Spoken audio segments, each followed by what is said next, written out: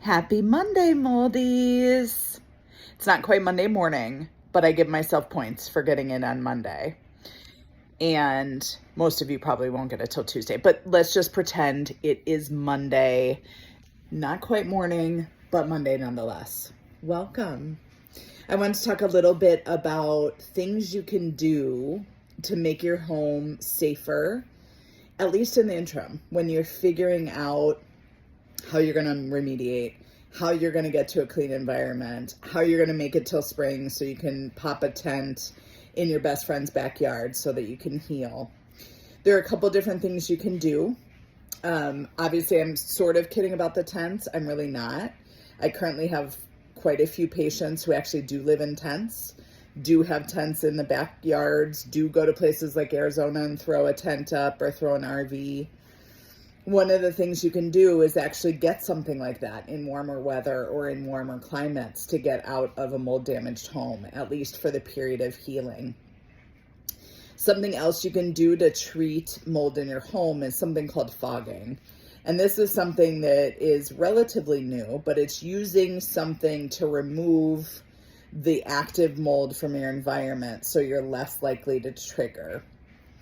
Now, this can be great for some people and can get their home from a level where they're triggered to somewhere where they can thrive and can continue to live, at least to make other plans or make their couple-year plan to figure out when they're going to be able to afford to move.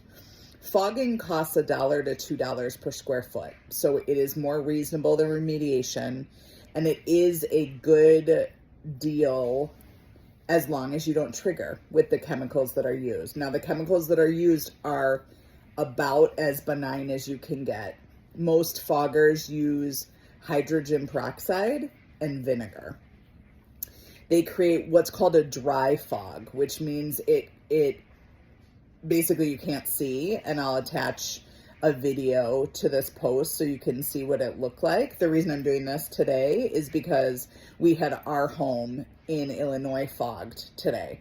We have a great company. I absolutely love him. And for anyone in Illinois or Wisconsin, you guys will definitely reach out to Brian at Pure Maintenance. I'll give you his contact information. He's an amazing guy, really understands CIRS. Both his wife and his son are extremely affected by CIRS. He really understands what it's like to be mold affected. He's lucky enough to not have the gene, so he can go into moldy places, evaluate, take a look for water damage, and really help you on your journey. I came across him after I heard about fogging about a year ago. Definitely a godsend. So our home in Wheaton, we're on a very small crawl space that crawl space companies won't encapsulate. So we just have higher than is recommended levels of moisture in our homes. So in order to keep it so it's livable, so that we can continue to heal, so that we don't constantly feel inflamed, we have Brian come out. Now, he says typically, and obviously you can contact him and talk to him more about this, usually gets your home clean for about 2 years after a fog. We have him do our place, every 9 to 12 months.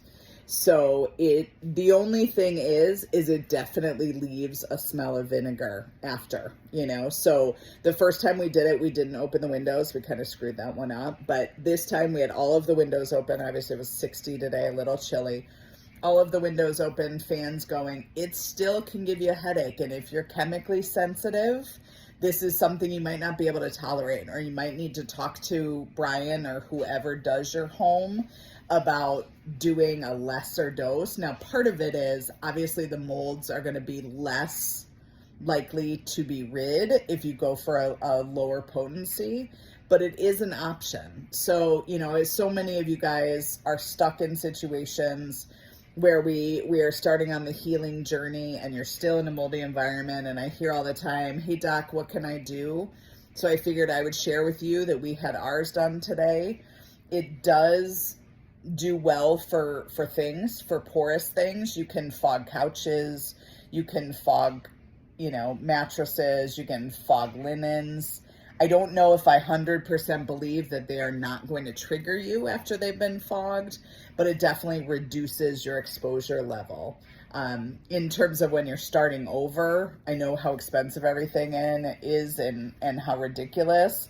I would probably still, if you're trying to heal, I would probably still go with getting a new mattress, keeping porous things to a minimum, at least until you see how you're going to respond to them. So it's a crazy week for us. You know, we have our signing on our new clinic this week. We just got back from being away at a medical conference and then on our cruise. But I really wanted to get this info out. It was so cool to see how thick it was in terms of the fog.